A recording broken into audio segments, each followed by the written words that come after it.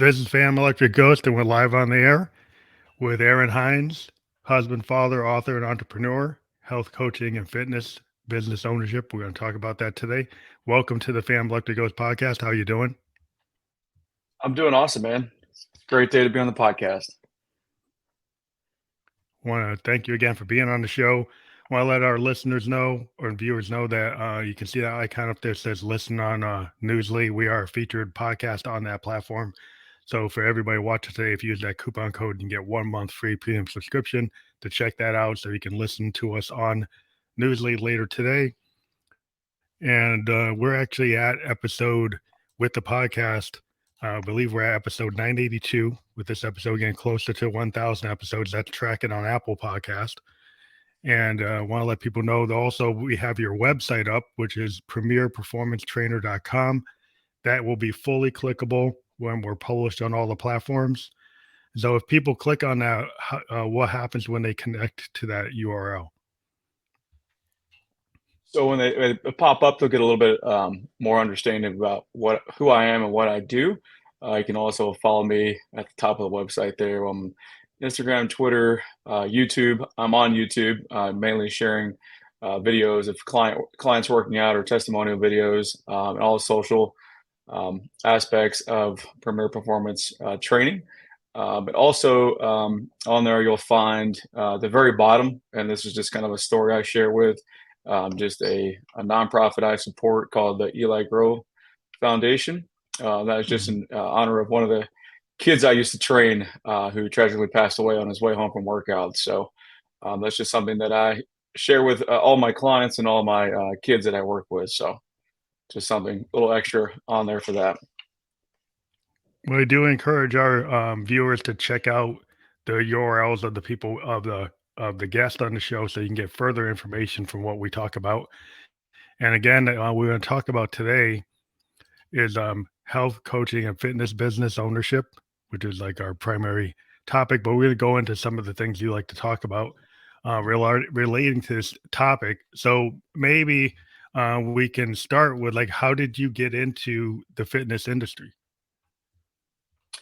Yeah, so I started, so I'm late 30s now. I started exercising more intently when I was 16 years old. So I kind of got an itch for working out in high school slightly. I wasn't really probably my favorite with that, Mhm. but just met a guy who his son was on the football team I played on, and he was former bodybuilder back in, I think, the 80s back in Florida. So I saw his son was a freshman. He was a pretty big kid, and I was like, "What is this guy doing?" I was a junior, and so I was kind of like, "I need to talk to this guy and figure out what he's been doing, so I can maybe join that." Because I mean, I was a decent athlete, but I wasn't very big and strong. I was probably 170, and You I wanted to started get working bigger. out, and I wanted to get bigger. Yeah, and by the end of my senior year, I ended up about 230. So big drastic change for that. So that's kind of where I started back in probably 2002,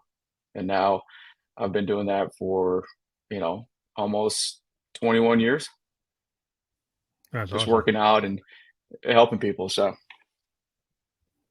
Yeah, it's like so when you get in the fitness industry, in terms of having your own business, what made you want to do that? What made you go from like wanting to get to a different fitness level and then saying, "Hey, I want to be like a business owner in this area."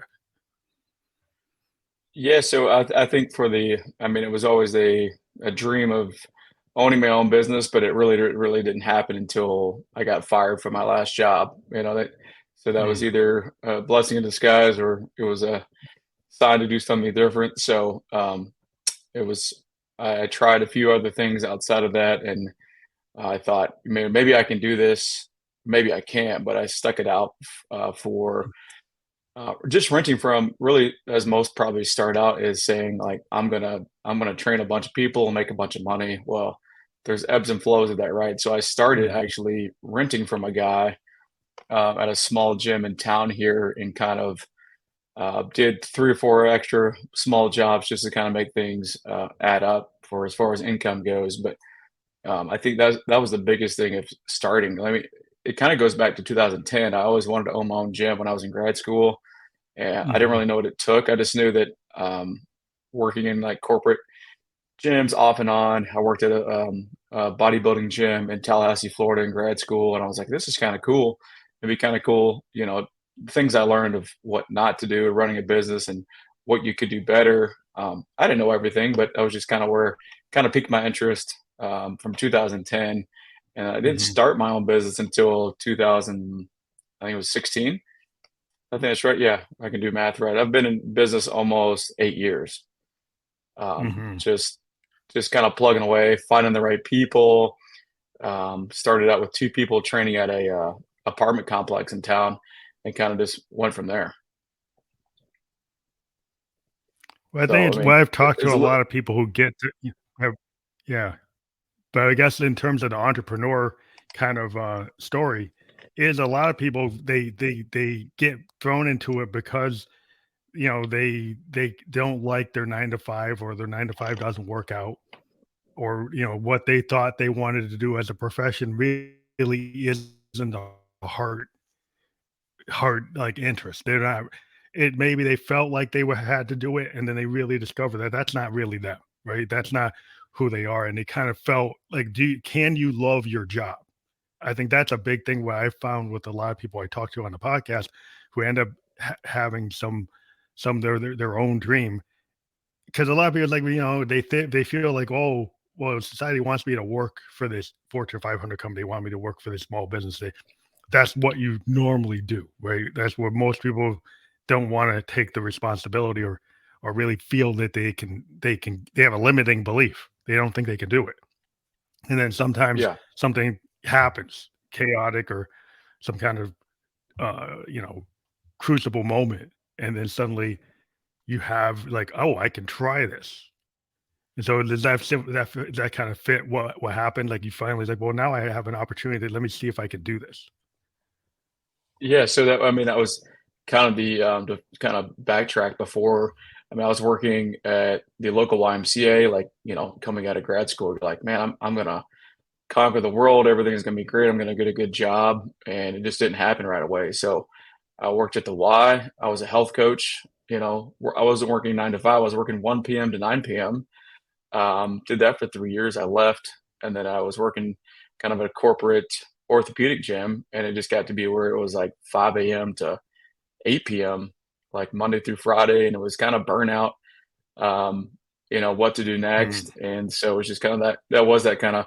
Do you want to go back to maybe the corporate side of fitness, or do you want to do your own thing? So I was just kind of took the jump from there, and um, made it work. There's a lot of things I learned along the way. We could talk about those things, but a lot of mistakes, and Yeah, also yeah. things I learned that I could be better at too. So that's kind of where I started. So it was Well, that's the the thing a lot. the yeah, the day I got fired was like, all right, it's time to Yeah, do I something mean, different. well, a lot of times it's like, the lesson learned. I'm a software guy, and for fitness, I like mountain biking, I like cycling. So I don't. That's kind of like I don't build up. I kind of get to a lean state to be on the bike, to be able to go as far as I can. It's a cyclist mindset. It's a Hmm. different type of fitness. But but what I found is, I wanted to have like a day job and then my dream. So my dream is creativity and music, but then my other job is like software development. And what I found is like my software job was making me travel, and then I couldn't ride my bike. I couldn't go Hmm. hiking. I had to be on planes and stuff. And I said, well, that's not working, because then I can't really do what I like. And so I switched to a job where I was more remote. So now I can be in New Hampshire, be around all these trails, be able to hike. And because I can kind of set my time as a consultant, I decided, well, I'm going to be a consultant and do that job and still be able to do my music. And so you kind of have to fit like, what do you really want to do, and kind of map your life. It's like, instead of like your life kind of mapping you, or the world mapping you, you got to take the reins and start to actually maybe think a little. And did you start to learn those lessons about how you can learn from whatever doesn't work and then make it work? I think those things are like life lessons that help you in your business, right? Yeah, and it's like you find the good of what you want and the things that you don't want, and you try to learn from the things you don't really want to do more of, so you do less of that. Hopefully, um, as I started, so it was like I don't want to work, Yeah, a ton of those hours, or I don't want to do this. So you find the good in it, and you try to get better at those things, and the things you don't like, you try to, I would say, stay away from as much for that. So it took a yeah. while to learn that. Probably the last, I The mean, probably burnout, wasn't until the like the burnout you were. last. Yeah, that I mean, that's it too. So it's like you work 5 a.m. 6 days a week, and you do that for 2 years straight. I mean, that's probably the start of every personal trainer's maybe not their dream, but it's like you just got to put in the work Focus. to get where you want to be. Yeah, and so some people don't realize that they want to say, I want to work, 8 to 12. I was like, well, that's not really ideal. You're going to train when the clients are there, and usually the clients are there from at 5 a.m. because they work, maybe an 8 to 5. So you got to be there early, But they work, work out yes. with them. Yeah, and then you got to be there after. So you may be that, 5 a.m. to 8 o'clock, and then you may have a huge break from like 8 to 2. So then what do you do? And then you got to go back. So it's just that finding the balance, and they don't tell you that, in school. That's what the training life Yes, the is. So I sweet think that's spot, where yeah. yeah, some get burned out and they don't try to push through. So it's like it's easier just to go work for somebody else, right? Because you don't have to set, you're Mhm. there, you get paid no matter what. You don't have to go recruit clients or this and that. So I think sometimes it's a hard reality for some, but then it's also you know what you don't want to do. You don't want to work that 8 to 5 or whatever it is, and have to report to management or Mhm. be on calls that are, in my opinion, I thought were meetings that were pointless and things like that. So there's the good and bad with it, right? Yeah. So what type of clients do you like to work with? Kind of driving into that. So once you start to build your own reputation, your own business, are you able to kind of get clients that map with what the way you want to work? Able to get clients where it works out where maybe you're not doing the shifts that are not optimal for you, but you find clients that can fit like the way you want to work and the way they want to work.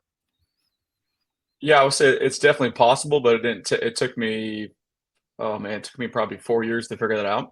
So I went into it as like more of a sports performance business because I played small college football, and I was like, I'm going to train all athletes. This is going to be great.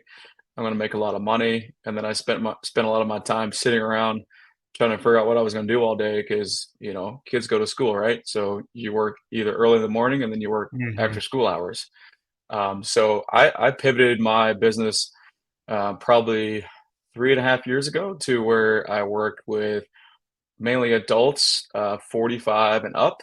And then I like 90% of what I do. And then the other 10% is sports performance. And that was a little struggle for me because I was like, oh, I mean, I like working with kids. I like, helping kids get to college to play sports, but I was also like, I also need to, make a career out of this. So um, we specialize with orthopedic injuries as far as what we do.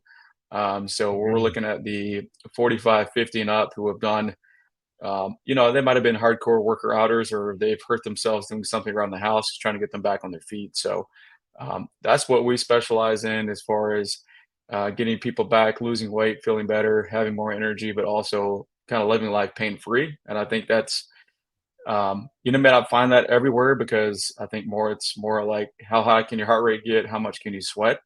Um, but we kind of take a different approach with that. So that's Mhm. kind of where we sit as far as who we work with.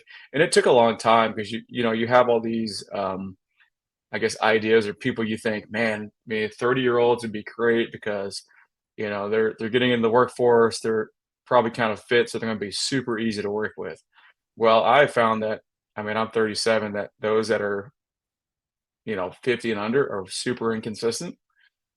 And they may stick with you for a while and they may, stop. But those that are They 50 and dropped up off. are like kind of yeah, the 50 and up are kind of the long-term clients. They appreciate it. They don't want to wake up and have their knees hurt, shoulders hurt, neck hurt. So they show up week in and week out, Yeah. even though it may not be the toughest of workouts, but they feel better. And so that's kind of where I found the bread butter as far Yeah. as who we work with that. So it did take a while. I mean, it takes Oh, you, that's interesting. I mean, you can That's a you little can always change it, but counterintuitive. it's all, That's a little counter. yeah, yeah. So you can Yeah. always change it, but it's like, But it's what weird kind because of, you would have thought the younger people. yeah. So I tried that for a little while and I was like, oh, Yeah, bro. it's kind of frustrating because they were all on board and they're like all off board. And not to, crack on that because there's people my age, they like to jump from, fitness program to fitness program sometimes because it's what's the latest thing or what's the newest thing, and that's fine. Everybody has their own Yeah. idea of what health and fitness is, but that's kind of where I stuck with like the 50 and older crowd. So it's a That's sweet spot right interesting. now. I think it's I think what's happened with the world is like the younger people are kind of into this kind of social media world where it's like the latest thing. It's like a fad, or it's like so they jump around Yeah. because like the way your phone is tied to you, and so I think the older people have kind of like they kind of like, well, you know what, I don't have to do that because they're kind of like Hmm. more secure in themselves in terms of what I find with older people, 50, and up, is that they've kind of gone through things like that, and they're like, I want to be serious. Like I want to be. They're more determined to be present and actually show up. Where other people they can kind of get where the wind blows because Yeah, because again drawn into so many things and they don't know how to say no, and they haven't kind of built that up where with wisdom, with age, you get a little more wisdom sometimes, and you get the focus. Like, I'm actually gonna yeah, finish that book. I'm actually gonna do this because I wanna go hiking, and I wanna go biking, and I wanna not feel my rheumatoid arthritis, and I wanna control my yeah, for sure. diabetes. It's like, so I'm gonna be consistent. Yeah, I would agree with that 100% because it's there's so much out there that I mean, I get questions every day of like, what do you think about this? What do you think about that? And I'm like, well, some of these things haven't changed in 100 years. It's just you can interpret it in a bunch of different ways. So if you talk to one person, they're going to tell you it's great, and if you talk to another person, they may tell you it's bad. So it's like up for you to decide what's good and what's going to be beneficial for you. So I agree with that 100%. Social media has had a huge influence, and some of my, I would say, 50 and olders, they have Facebook, and if you talk to those that are under 50, some they're like, "What is that?" So they're all on the Instagram and the TikTok. So it's the latest and greatest exercise Yeah, routine yeah. or Well, they're all tr diet. the various real challenge. Oh, it's like, can I do that, 90-second real challenge? And they're focused on that. Whereas somebody else is like, well, I want something that's consistent. And also you start getting into the mindset of like somebody's more holistic, right? So I Hmm. guess when you talk about fitness, is it also about nutrition? It's about like balance. Do you take in account those things where sometimes people say, well, I'm just going to do these exercises and then ignore nutrition, ignore other parts of the whole like picture, like all the legs of what it would take to be, because I would think that your nutrition and your habits and your sleeping and all these other things come into play, right? Yeah, they all do, and then everybody's a little bit different. So we try to approach everybody. I don't say it's kind of their own kind of legs of health and fitness. You've got some that we try to take the whole approach, but there's some that want to break the leg off the table per se and just say, "Hey, I don't want to stretch. I just want to do strength training, and then I want to work on eating my vegetables and drinking more water." And then there's some that like they want the total package, and there's some that's like, I don't talk to me about nutrition. I'm like 75 and I'm going to eat what I want. I'm going to drink what I want. The reason I'm here is so I can do that, right? So which so we try to take that approach, but it's just the different the time of where people are in life. I work Different with a lot of people who mindsets. travel, so yeah, different mindsets, and so they're like, "Well, I'm doing pretty good. I'm here to get stronger, prevent my joint pain, and if I stretch, great. If not, then that's on me, right?" But then there's others that kind of get the total package Mhm. buy-in, where they're like, "Let's do everything," and that's where our total approach is. I mean, our whole, from when they walk into every session they have. I mean, we're working on coaching them on just small things, not to like hit them over the head with meal plans, but how's your eating been this week? I know you're busy. You're driving people to appointments, or you're traveling a lot this week, like what can we do better? And we try to talk it that way, and just give other little, you know, tidbits and pointers on that, because everybody has their own way of eating and their own things they like and don't like. So it's very hard sometimes to say this is specifically what you should do, because in the past you can do that and now I would do that and they look at it and kind of laugh in my face, right? Like, I'm not doing that. That's crazy. So just finding the what approach is going to Yeah, work for each individual person, individual. right? Yeah, and that's what's been the most Yeah, helpful, because it's like an individual. in a, Like when I've talked to, yeah, so it's individualized for yeah, I that, but mean when I there's talk to it, others, yeah. yeah, I agree. Okay. But I guess like what I'm saying is like a lot of life coaches, what I've seen, it's not a one size fits all. Like what For seems to sure. happen is like individual, um, the individuality of people is starting to be like the primary thing that people are looking for. Where it used to be like I'm a child of the '70s, everybody thought they could fit in a box. So Yeah. everybody can do this, and it's going to work for everybody. Where everybody now is like, well, customized plans to who I am as an individual seem to be more like the thing. Is that what you find? Yeah, it is, and there's a few of those, kind of there's probably a lot that fit in the same box. It's just you're gonna make some modifications or some slight changes. So it's, there's some people that are, I would say, 5 steps behind everybody else, but then there's others that are way advanced, so you're just gonna have to, modify and plug and play where it tends to be the best fit for people. So Where it we're works? Yeah, yeah, the one size Mhm, fits all program is what I would say probably more for your larger group stuff. Things we don't really focus on. We mhm, focus on like 4 to 6 people. So you're getting individualized training with, I would say, like 6 of your closest friends, right? We're all there to get healthier, we're all there to get better, and so we're gonna do it together. We're just gonna be doing slightly different things. mhm. Yeah, I think that's a good approach because it's like a micro approach rather than like, why somebody will probably come to a more customized personal trainer is because they don't want that like in a group of like 100 people all doing the same thing because they found that what Yeah, doesn't work for them. They want something that's more personal and actually is going to speak to them, and plus somebody that actually knows where you are. Like you do an assessment and he's like, hey, this person is 5 steps behind or this person's 5 steps ahead, so I can go do this with this person out the toolkit instead of like making them everybody start at the same spot. Like everybody started at the same yeah. spot, like, well, I'm not really there. Yeah, well, you get to where some are like, "Well, this is too easy for me," and sometimes I have to say, like, that's great. I want it to be easy so that way we can do more advanced stuff. So if it's easy now, just wait till it gets harder, because it's gonna get harder, but we've got to start somewhere with it, right? Based on the Mhm, evaluations and kind of putting you in mhm. in one kind of bucket as far as where you are. So don't be fooled by the easiness, because it does get harder down the road. So, do you have any success stories you can tell, and maybe talk about like how that like works with your marketing? So, do you like look at your success stories and help use that to help push your marketing, or vice versa? Like maybe you can talk about those stories.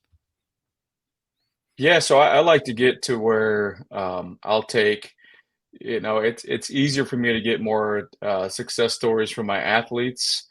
They love to be on camera, they love to talk and share kind of what they've accomplished, and I want them to do that, because it's something that sometimes they come in with little confidence and not really sure what to expect, but just kind of see them talk about their achievements, what they've accomplished, not only in the weight room, but maybe it's on the basketball court or the baseball field, or something that, it could have been a limiting factor before, not, hitting the ball very far, to now hitting 4 home runs. I definitely use those as far as a marketing push. And so what I do for that is I pay for that directly, and then I give it to them as kind of a thank you gift as far as training with me.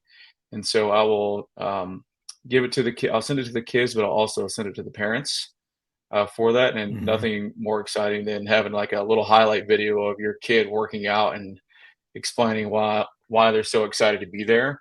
I do the same thing with my adults with that. So I have found that depending on the person, my adults are very timid and shy of being on camera. They're not really sure what to say, which is fine. It's not for everybody, but those who are usually my biggest kind of spokespeople for Hmm. the gym itself.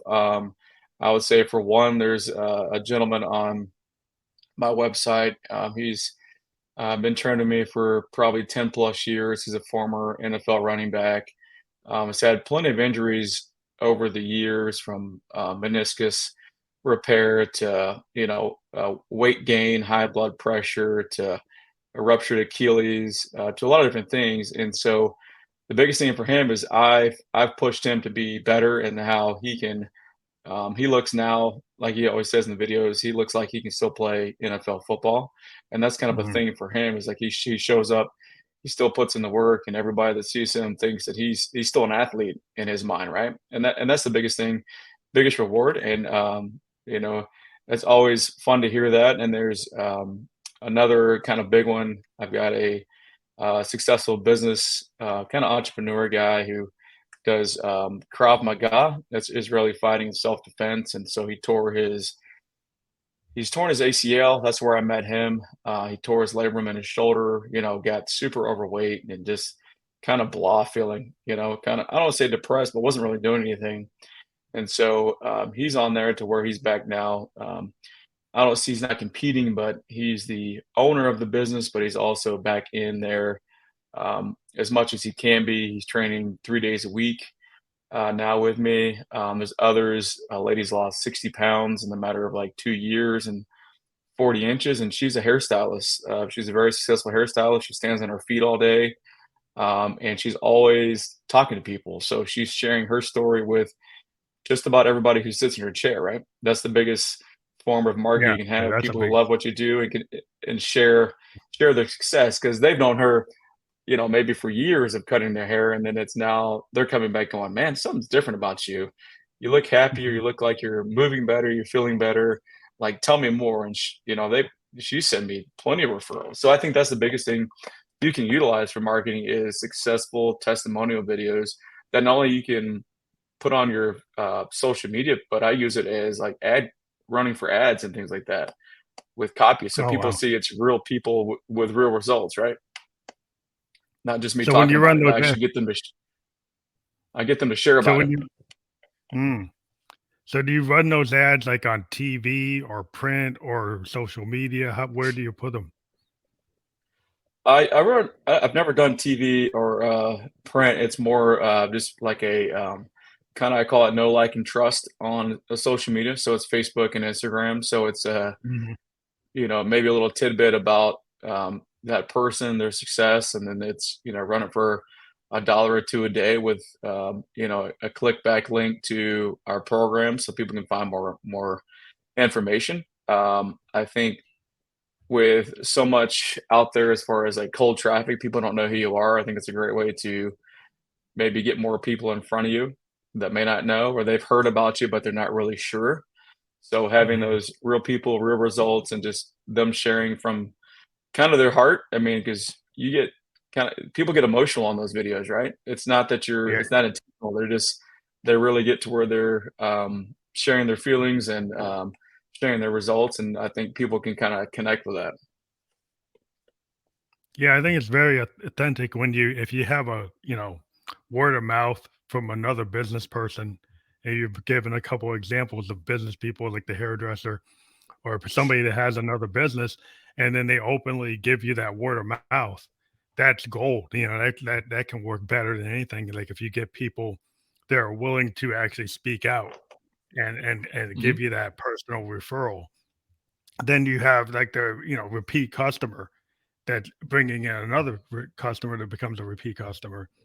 That's kind of like the basis. I've talked to a bunch of entrepreneurs is like the cost of trying to get new customers versus having somebody that's a loyal customer that's giving referrals and bringing in, additional customers who are going to stay with you.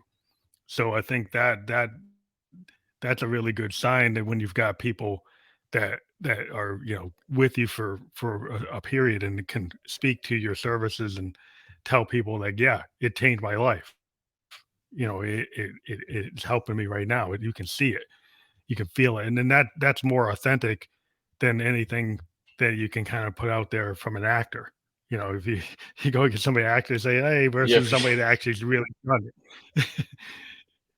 yeah, it's just more it's a more of a connection for that, and you're going to get those paid leads, but that's cold traffic, right?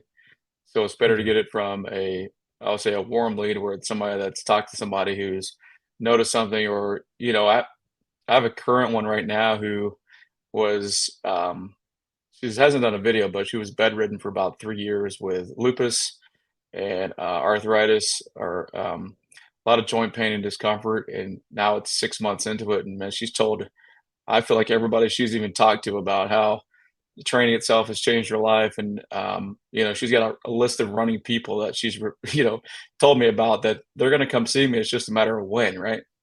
So that's Yeah, always a good feeling. that's really awesome. Because I think a lot of people sometimes they get so caught up in today the world, it's so you know maybe not conducive to doing things that are good for you. People get Mhm. stuck into things that are like unhealthy habits and trying to get into, at least getting into fitness and getting into understanding your body, like knowing when like your body is telling you something. And it's like when you get to a personal performance trainer, like you guys are listening to your bodies. If you're injured, what to do if you have an injury, how to come back. So maybe you can kind of talk about that kind of rehabilitation, or at least understanding when you need to reach out to somebody that beyond yourself, that you have to actually find out like, what do I need to do to get back? After I have like an Achilles, an injury or some kind of issue, uh, uh, torn tendon or something. Like, how do you, you know, maybe you can talk about that whole process because maybe people don't understand. Like, how do you come back from these things? Yeah, so I would say the biggest thing is like once you have those injuries, is like be compliant with your physical therapy, because it's the biggest number one kind of contender. Is people think after like 10 visits they feel like they can just go do whatever they want to, and then 5 years later they're in excruciating pain because they didn't do their physical therapy. So that'd be the first thing to do. Finish your visits, and then I would say I'm kind of the complementary factor of like what's next. Like a lot of people will go back and do the same thing they were doing in the gym, and it's really not conducive to your injury. I mean, I had reconstructive elbow surgery 5 years ago, and there's plenty of things I'd love to do, but I just can't do them anymore because I don't have the range of motion. So you kind of have to listen to your body and say, all right, is this going to be worth it in the next 15 years, or do I need to do something different? And I think Yes. what gets most people with that is they do the same old thing all the time, and so it's not till four, maybe two or three things start to hurt where they want to seek extra advice, or they're just not getting the results they want.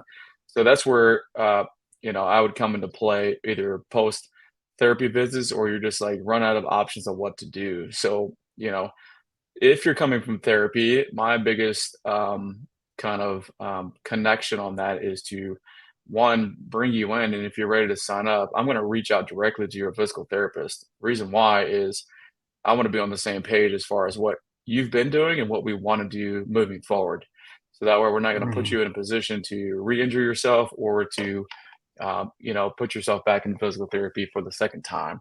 So I think that's the Mhm. biggest thing that could be helpful for some people, is to, one, kind of build that team around you, whether it's your physical therapist, your trainer, your nutritionist, your chiropractor, whoever you use for to kind of your health and fitness. You've got to all be on the same page to kind of live that long-term lifestyle as far as that. Because if we're all speaking different languages and doing different things, it may not be tomorrow, but eventually something's going to be kind of out of whack. So I would say that's the biggest thing. Build your team around like-minded people who are going to be on the same page with stuff to get you back where you need to be. Because if not, you're going to be paying a lot of money for therapy, a lot of money for training, and you're just going to be in a kind of a full circle doing the same old thing all the time, and you're not going to get much results with it.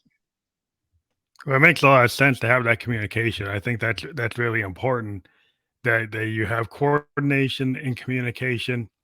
And it's kind of like, if you think about some people, like they don't talk about, like they don't tell their doctor, they don't tell somebody what's really Mhm. going on. Like, so if you're not being honest with your therapist or your trainer, and you're not telling them that you're actually having pain, right? And you're not actually saying what the issue is like, well, how is anybody going to know if you can't be honest, right? So I think that you have to be at this point where you can actually relay what is actually going on. So you have to know how to read your own body, right? So is that something you have to teach people how to realize, like, oh, that you understand your limitation, like you were talking about your range of motion, and somebody might be like in denial of that. So how do you deal with somebody that Oh, for is not being truthful about what's really going on? Maybe you can see it. You'll probably yeah. able to see it, but Yeah, well, sometimes they hold it back way after the fact, and you're like, "Well, how long has this been going on?" They're like, "Oh, for the last month and a half." So it's like easy. I'd say it's easier to kind of nip it right off the bat and trying to get the assistance you need, whether it's from the trainer itself or refer out to get further assistance to kind of reduce that pain and discomfort. Because if you let it linger and go on a long period of time, it's going to take longer to get back where you want to be to feeling better. And I've had a few of those where it's like, my hamstring hurts and it's causing pain. Well, we've tried a few things, go get a cortisone shot. Well, sometimes that's what people want to do to kind of mask it, to get the inflammation down, which is okay. But if it's continuing to hurt 3 and 4 months down the road, like we need to go get it checked out because something else is going on. So um, I will refer out to those and then try to get a game plan once they've had seen the physician or orthopedic, whoever they go to kind of say, all right, this is what they think's going on, or this is exactly what's going on, to kind of get that game plan. Because people don't want to tell you they're hurt because they feel like they're going to have to do less and their strength is going to go down. But I always say there's always things we can do. It just may not be what you really want to do right now. So we can still mm, exercise and get your movement in and be strong. We just might be getting stronger in other areas that you're not really efficient in right now. So I think that's the biggest thing. Like clip it quick. If you're hurt and you're in pain and it's lasting longer than 2 weeks, like go figure it out because it's only going to get worse. yeah, that's an important thing. I think we've talked about that in a lot of different areas, but it's important to kind of really understand where you are in anything that you Yeah. do. And uh, one of the other things I was wondering is like, how could you, like, maybe top three things you could talk to other aspiring trainers, like things like you learned, like when you get into it. Like, so if we kind of step back and say, what maybe were the top three things you can offer to somebody that's like an aspiring trainer, what what they could do to kind of maybe avoid pitfalls. Yeah, I would say first thing is try to figure out who exactly you want to work with. I know we always say pick your niche or your niche, who you want to work with, but I say sometimes it's ever evolving, so you got to figure that out first, because if not, you'll be training anybody and everybody, and there's going to be people you really like, and there's going to be people who you really don't want to work with, but you do it because you have to make some kind of income. So you'll get to a point where you can kind of just work with exactly the people you want to work with, and may not be in a year, maybe 5 years down the road, but it can eventually happen as long as you have kind of a plan in place. Two, I would say find you a good accountant, somebody who Mm, can help you along the way. That's one thing I was not real keen on, and um, my own experience was saving for things and then had to pay out a large sum of tax money for that. It was kind of a shock and um, kind of a kick in the gut as far as business goes. So just finding out what to put back and what to spend. So somebody with some little guidance, because if not, you're going to be at the end of the year. It's going to be tough for you to probably come back from paying your taxes overall. And three is mm, just I would say find a schedule you like to work and stick to it. Um, and that was always hard for me. I've just gotten to where I've kind of built a small team, so things that there's hours I have to work just because that's where we are right now as the business, but there's also um, hours I don't ever want to work, and that's because I take my kids to school, or I've got pick up or drop off, or I've got sports stuff. So there's things that you need to set those boundaries, because clients will walk all over you and they will walk all over your schedule if you're not careful with that. And you may say that'll never happen to me, but it's going to happen, because sometimes clients think you have this open availability and you don't train anybody else but them. So you have to kind of set that guardrail up of like, this is when we're training, this is what I have available, and you need to say no to a lot of things.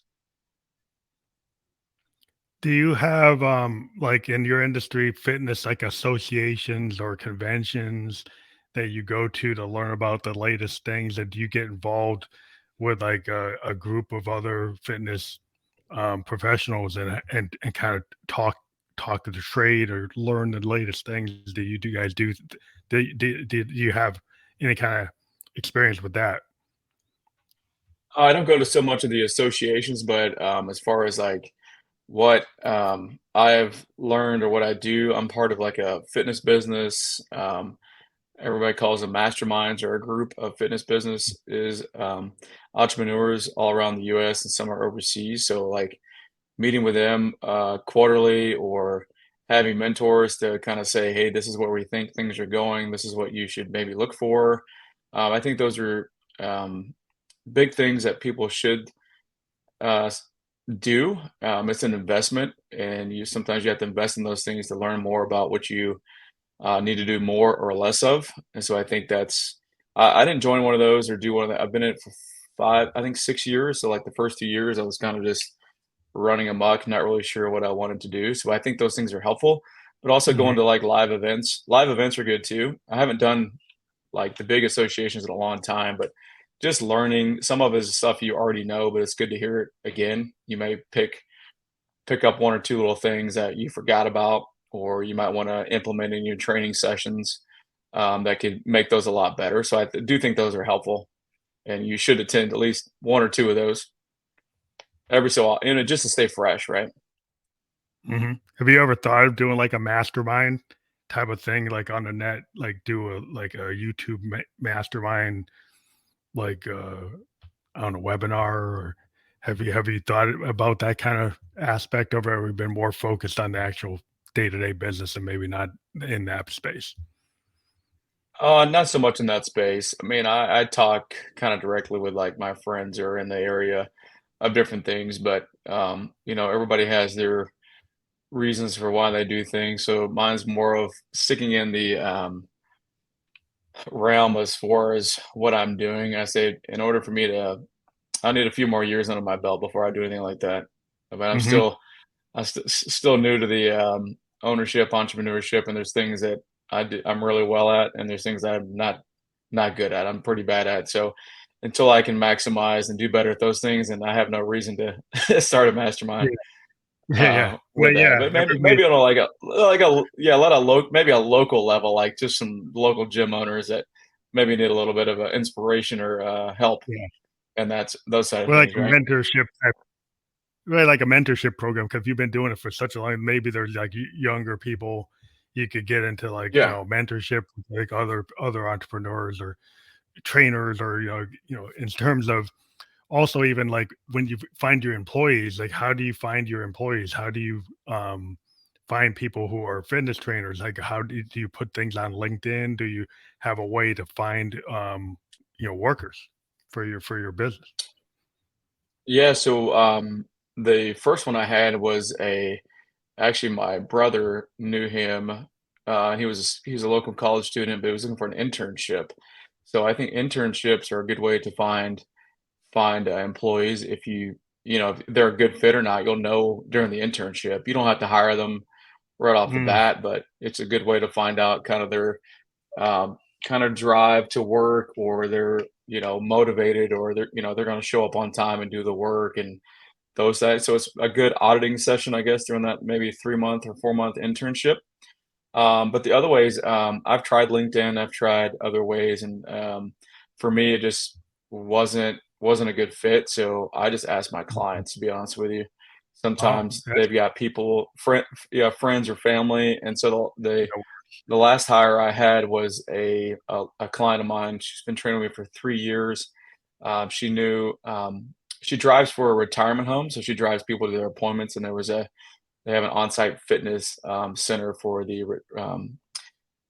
people who live there on site. So there was a trainer there who she knew that maternity leave was coming up, so her time was going to be cut shorter, or she was going to be, less hours. So she literally just came into the gym one day with a folder, manila folder, and was like, "Hey, I got something for you." And I was like, "What is this?" I thought it was like, maybe a script or a doctor's note or something. And she handed me a resume and said, "I've got somebody for you."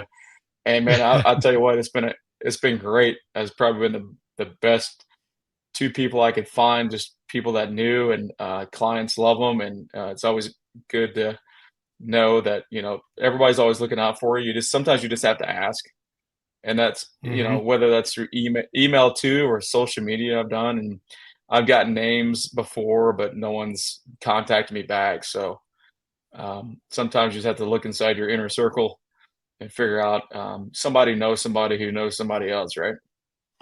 Yeah, I mean, sometimes it's interesting. Yeah, sometimes your clients like end up becoming your workers, like you say, or sometimes it's somebody Yeah. that knows somebody.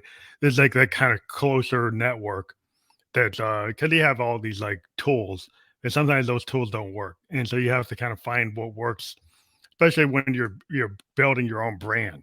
You like Hmm. branding. So many people today, have their own brands and are not. It's not always going to be like the one size fits all. Some of these services don't actually have the connection that you feel comfortable because like people are looking for like trusted relationships. That's why I think is like you want somebody that say I don't know about this system because it's like I don't know who this person is. You want Yeah. somebody that's more of a personal human relationship that you can kind of understand like was this person going to work or not rather than just looking at the piece of paper. But Yeah. so maybe yeah, the whole story about how you got into the industry is really interesting. It's like it was a passion. You pushed on it, you wanted it, and you found it, and you do you feel um that the way you got into this industry, is there another way you thought you could have done it? Is there a way maybe you could talk about like the how you found yourself in the position you're in now? Would you have thought of a different way to do it, or you would have just wanted it to happen the way it did? I don't know, because I guess, way before the kind of getting fired. I was looking for a new job anyway, so it just kind of had to happen, right? Yeah, I really didn't have an option. It was either find another corporate job or see if this would work. And so I think it's kind of trial by fire. It was, the worst timing, but also the best decision. Because not only, I mean, I didn't really know if it would work or not. No one does, right? So it's just kind of putting forth the effort, energy, and staying consistent. I think that's what really helped me. Because I mean, a year and a half into it, I was kind of done. I didn't really know. It was like it was a lot of work, a lot of energy wasted. I felt, and just things weren't really, going the way you think. And I would say this is the thought process. I think some people is I've got a gym and I'm a trainer, so people are going to just show up and I'm going to have all this money and all these clients. Well, I'll tell you what, that doesn't work.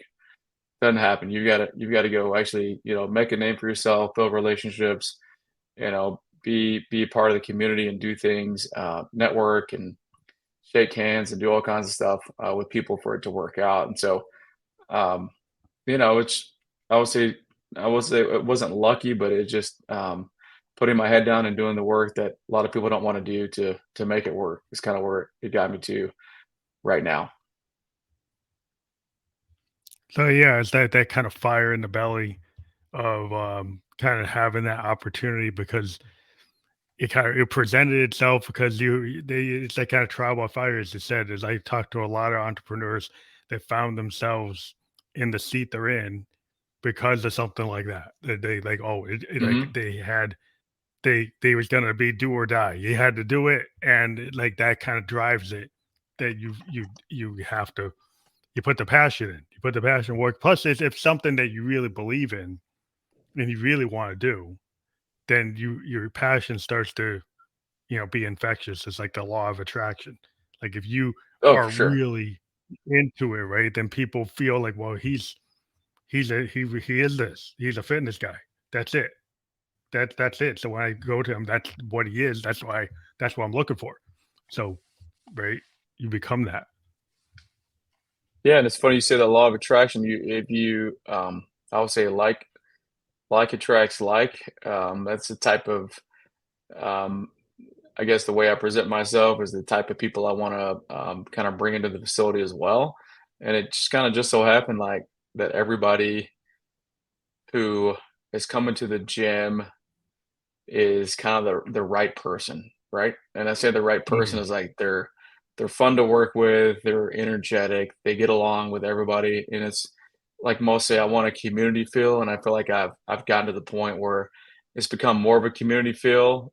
Clients are going on like 2 week long trips overseas with people. They're hanging out outside of the workouts. So you have I've a whole got some of community. my, yeah, and some of the, even like some of my college kids come to support my kids. My kids are younger, they're athletes. So they'll come to their event. So it's kind of a cool thing once you kind of get the plan in place and things start to work in your favor. It's like that neighborhood business, it's like the chamber of commerce, like Main Street kind of mentality of like, it's that feels like, yeah, this business is part of the community, and then people get tied Mhm. to it, and they know it, like the barbershop. Your fitness gym Yeah. becomes iconic like that. It becomes something that's like the barbershop. People go and they talk, even when they get their haircut, Mhm. but they talk. It's a connection. It's like a meeting place. If your business becomes that kind of socially, tied to the community meeting place where it's like, yeah, we have friends here, with people we know here. The people, like, I know their kids. I know this person. I know that person. We hang out together after. Then you start to really get a vibe. And I think that's what you want with any business. You want that vibe where people say, yeah, I want to go there. Yeah, exactly. And that's kind of where we're getting there. It's gotten pretty close to where I want it to be, and it's kind of that people where people may not be having the best of days, but when they show up, they've had a better day once they leave, right? So it's just Hmm. they want to be there. They want to they may not want to work out, but they're going to work out because their friends there, or the friends coming in after them, so they want to show up because if not, we're going to ask about them, right? Yeah. Well, I think this has been a great kind of picture of the kind of business that we like to talk about. We like to promote people's ventures on this podcast. We like to take people maybe people don't know about, or their ideas, or what their services are. And I think you've presented a really interesting picture of like fitness and how it can connect. And I hope people will click on premierperformancetrainer.com and check you out, and see what you have to offer. And it brings you more customers and more people that experience what you bring to the table. I want to thank you again for being on the podcast. I love to have different points of view. So I love the fact that you were on our show today. I appreciate it, and I hope you have a good rest of the day. Man, I appreciate it. It's been fun, and hope somebody took away something and they can implement it in their life or their business. So I appreciate it. Thank you. Have a good day. You too.